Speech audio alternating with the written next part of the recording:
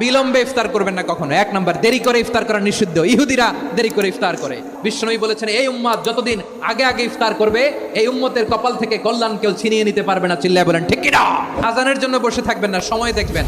স্থানীয় সময় যখন সূর্যাস্ত হওয়া মাত্রই বিসমিল্লাহ, খেজুর খেয়ে ফেলবো।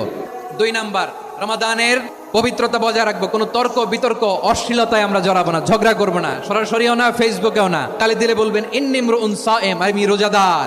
ব্যাড হ্যাবিট থাকলে রমাদানে এটা ছাড়ার মহা সুযোগ। স্মোকিং এর অভ্যাস আছে অনেকের, ঠিক কি না? করবেন না কেউ। যদি কারো থাকে, কে করে হাত তোলালাম না আমি। এই রমাদানে এই স্মোকিং হ্যাবিট থেকে আমরা বেরিয়ে আসবো, ঠিক কিনা বলেন? 3 নাম্বার, আমরা মিথ্যা বলবো না।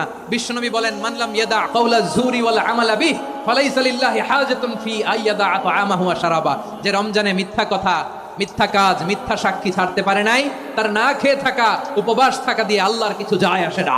4 নাম্বার, অপচয় করব না। অপচয়কারী শয়তানের ভাই। আচ্ছা, যে শয়তানের ভাই ও নিজেও আরেকটা কি?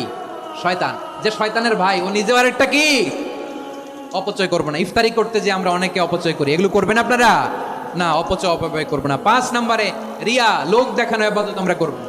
লোক দেখানোর জন্য নামাজ, রোজা, জিকির, তেলাওয়াত, দান সদকা এগুলো করলে আল্লাহর দরবারে এগুলো কবুল হবে।